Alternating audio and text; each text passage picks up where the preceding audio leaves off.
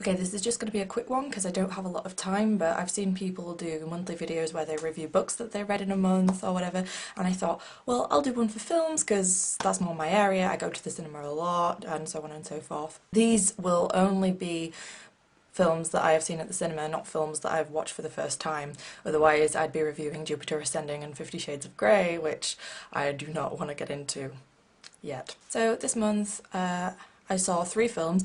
It would have been more, but I went to see Star Wars The Force Awakens 3 times, so not made of money, but the dark side calls. The other films I went to see were How to Be Single, Deadpool, and Pride and Prejudice and Zombies, in that order. So let's jump in. So I went to see How to Be Single on Valentine's Day. Guess why? I found it to be very mediocre. Like, it wasn't bad, but it was just kind of eh. Basically, it's about this girl who's like just taking some space away from her long-term boyfriend, and she's learning how to be single.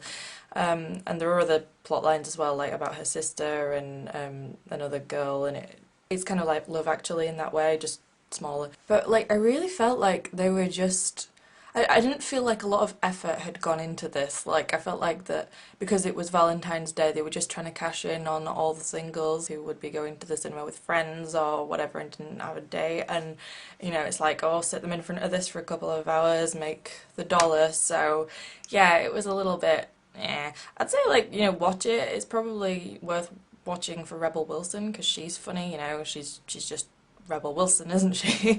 But other than that, it's like, I could take it or leave it, basically. I feel quite bad for Dakota Johnson though, because I do like her. I think she's a good actress. I feel like she's got potential. Somebody hire Dakota Johnson, please. Anyway, so Deadpool. Should I do a whole video review of Deadpool? Let me know, because I could, I think. For now, I'll just say, I was so happy. It's everything I hope for in a Deadpool movie. One thing I will say is that I think being a fan of Deadpool very much contributes to me liking it so much. Because one thing that I've heard from other people who aren't or weren't fans of Deadpool prior to seeing the film is that they were just kind of like, oh yeah, it's alright.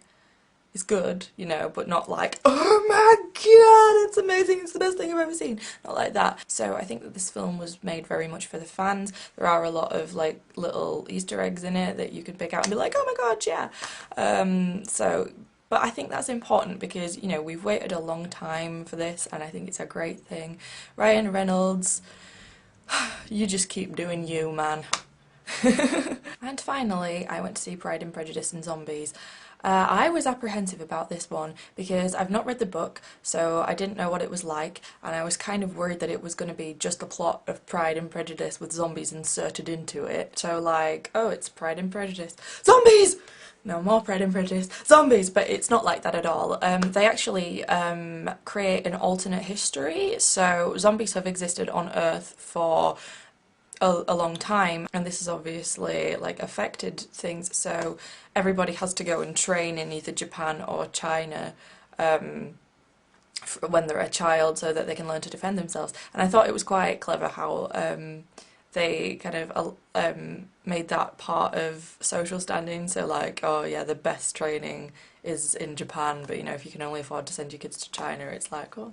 I also liked how this context of zombies existing in the world and like people having to defend themselves, and like women having to defend themselves had kind of like affected propriety a little bit, and whilst they still had that Georgian period etiquette or whatever, I don't know, it had like lowered a little bit. I mean, there's a scene in the thing, I don't want to drop in any spoilers, but like basically Elizabeth and Mr. Darcy fight, and it's it's just cool. It's silly, but I think that this was made for pure entertainment more than anything. It was like made with the mindset, wouldn't it be awesome if?